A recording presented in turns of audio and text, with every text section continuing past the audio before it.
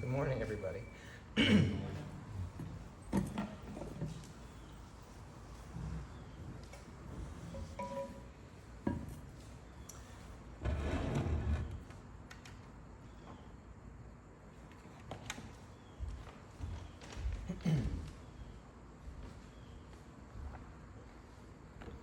see if this technology works. Yay. It's good to see everybody. So, koans are artificial problems given by teachers to students with the aim of precipitating a genuine religious crisis. You're laughing because you know from experience. And this crisis involves all of your human faculties, intellect, emotions, and actions, your whole self. Anyone who has sat with Mu knows what I'm talking about. So when the great Rinzai master Hakuin developed his system of koan practice, he set aside 8 cases that he called nanto koans. Nanto means difficult to pass. These are called the hachi nanto, or 8 difficult to pass koans. And he predicted that these dreadful koans, as he called them, would give his students chest pains and stomach aches because they were so difficult. And it's not that these koans, like passing them, imbues you with some great insight or anything like that. They're not any different than any of the other koans. They're just particularly tricky. And there's some debate about the specific 8 koans that are included in this list. However, examples of nanto koans are case number 2 of the Mumonkan, Hyakujo, and Fox. And case 38 of the Mumonkan, a buffalo passes the window. And perhaps you know a little bit about these nanto koans yourself from your practice. But I also suspect you know a bit about nanto koans from your life. I suspect your mind has been giving you nanto koans since you were about this tall. And maybe there's one particular koan that you've been carrying around. One that gives you chest pains and stomach aches and visits you in the middle of the night, or when maybe is most inconvenient for you. Something like, am I good enough? That's my koan. Or what's going to happen? Or, why didn't I just do something different? Maybe it was a koan like that motivated you to investigate Zen for yourself, and maybe to seek out a sangha and a teacher. And you can only pass a koan, whether it's the artificial problem your teacher gives you, or the one life gives you, or the one your mind gives you, if you throw your entire self into that koan, and then use your whole self to demonstrate your understanding. And I don't just mean your individual self, I mean your whole self. Or as we call it in Zen, the Buddha, our Buddhanature, Buddhadharma, which includes the individual you, but also everything else. So after a while of struggling on your own, it's always wise to ask for help. But why do we wait so long to realize that we can't do things by ourselves? Okamura Roshi had this to say about trying to do things ourselves, especially when it comes to practicing the way. He said, Buddhanature is the fire of the life force that enables us to aspire to be better persons, to be more helpful to others, to settle into a healthy way of life, and to practice the way. It's difficult to find the fire of Buddhanature inside ourselves, but we must. It's there. We are alive, so we have this force that drives us to practice and wake up to the reality of life. It may only be an ember, but all of us without exception have it. And when we practice with other people, we gather together small fires. We try to build a fire in a hibachi or a fire pot with a single piece of charcoal, it's going to die out. But even one tiny ember, if fed with charcoal, can become a big fire. This is the meaning of Sangha. We practice together with other people in a sangha. Each of us has a small fire, which alone will die out sooner or later. Together we can become bigger than ourselves. So we need each other to truly accomplish the Buddha way.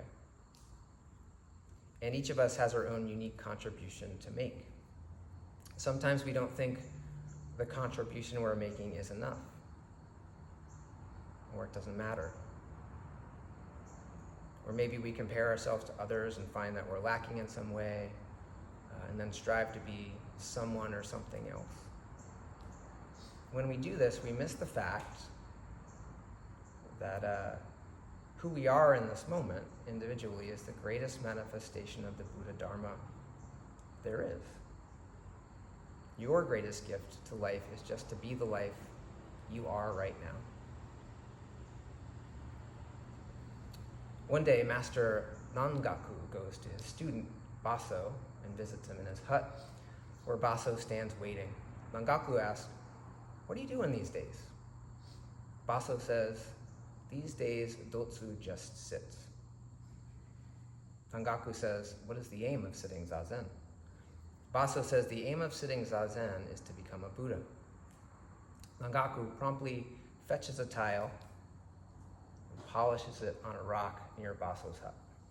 And Baso, on seeing this, asks, what is the master doing? Nangaku says, "Polishing a tile." Baso says, "What's the use of polishing a tile?" Nangaku says, "I'm polishing it into a mirror." Baso says, "How can polishing a tile make it into a mirror?" And Nangaku says, "How can sitting in zazen make you into a Buddha?"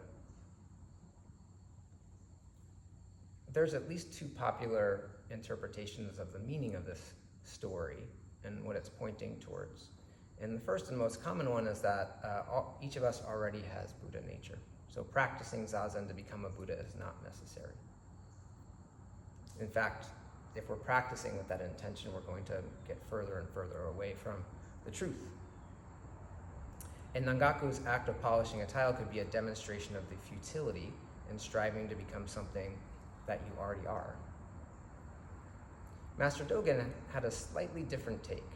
He suggests that polishing a tile, practicing zazen, asking, "What are you doing these days?"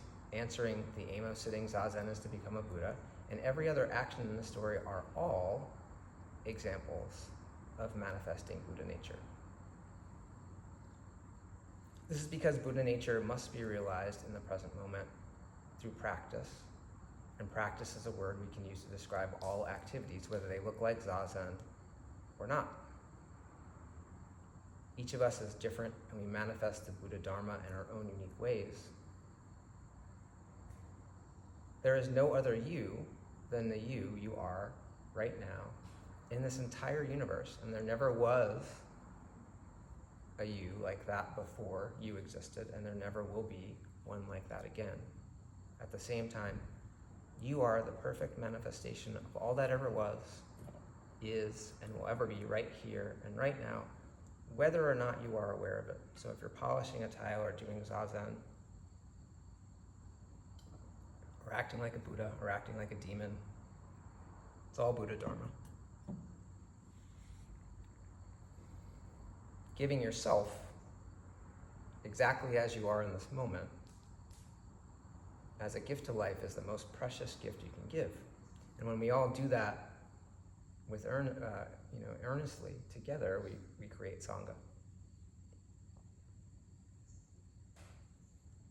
So let me tell you one of my favorite stories about giving exactly what you have to give authentically.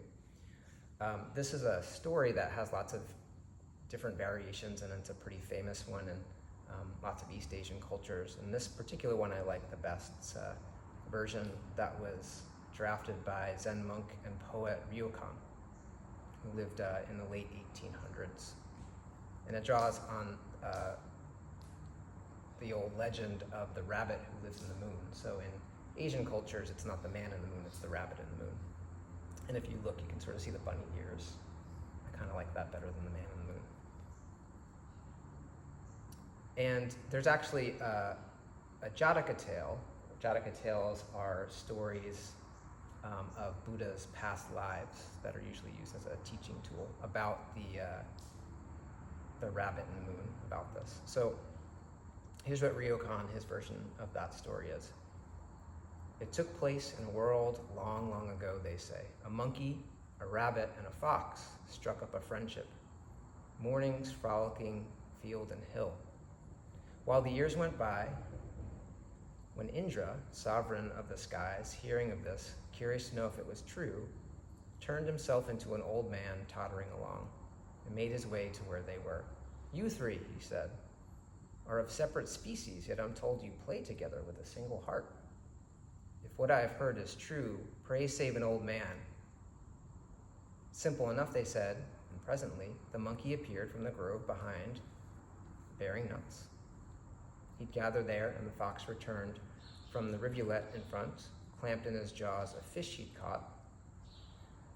But the rabbit, though he hoped and hopped around everywhere and thought, couldn't find anything at all to offer this man for a meal.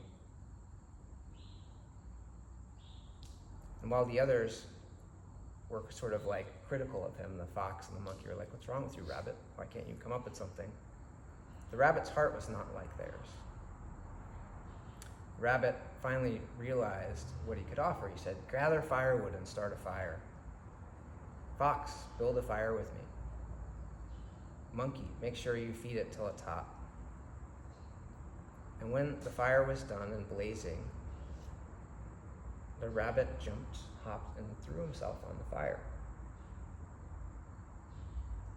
as an offering of himself to the wise old man so he could have a meal. So this is Indra, the god of the skies. Of course, he's not going to let the rabbit be harmed. So even though the rabbit's in the midst of the flames, he doesn't get harmed. But when the old man saw this, his heart just melted.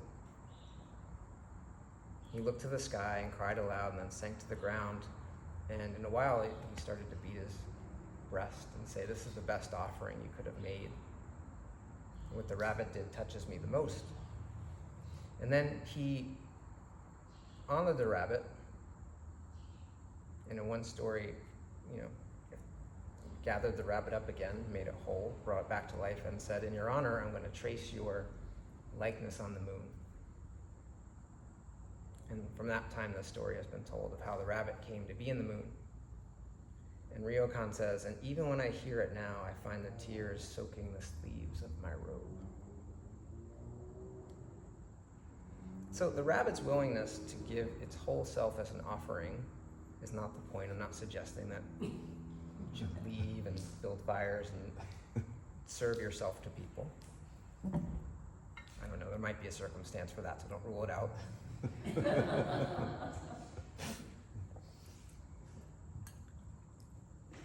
I think the point of this is not to try to be like the rabbit, actually. It's not that the rabbit's gift is better than the fox's gift, or the monkey's gift, or even Indra's gift, or even Ryotan's gift of writing this down for us. The point is that offering your authentic self, warts and all, to life is the most precious thing you have to offer.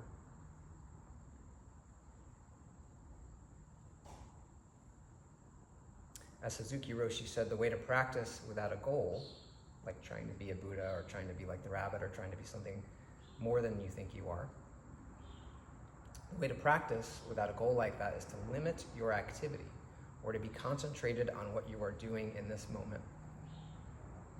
Instead of having one particular object in mind, you should just limit your activity.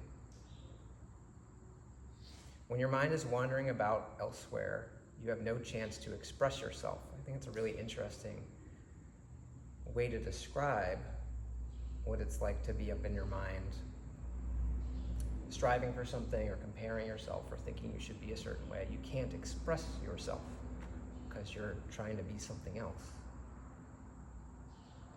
And you're not at one with your circumstances. But if you limit your activity to what you can do just now in this moment, then you can fully express your true nature, which is the universal Buddha nature. And this is our way. So limit your activity is another way of saying, when you are sitting, just sit. And sit in the way that only you can sit. And if you are eating, just eat in your own particular way of eating. And if you're a fox, just be a fox in your unique way of being a fox. And if you're polishing a tile, just polish a tile. And if you're you, just be you. As a master once said, the way is without difficulty, just avoid picking and choosing. Super easy, right? Especially avoid picking and choosing when it comes to judging the unique contributions that you yourself have to make to life.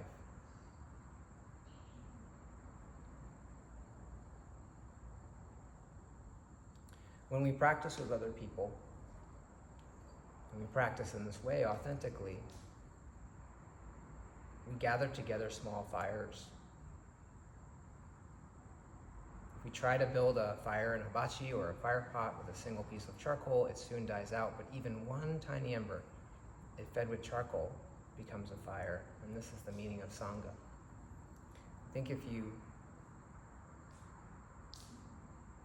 have sat for a while with Sangha members, even one other person, and you do that consistently, you can start to feel the warmth of that fire. I know that I certainly always feel the warmth of Sangha, even if it's sitting with any of you just for a few moments. And thank you for bringing your small fires here today. And may we metaphorically burn down this place with our practice.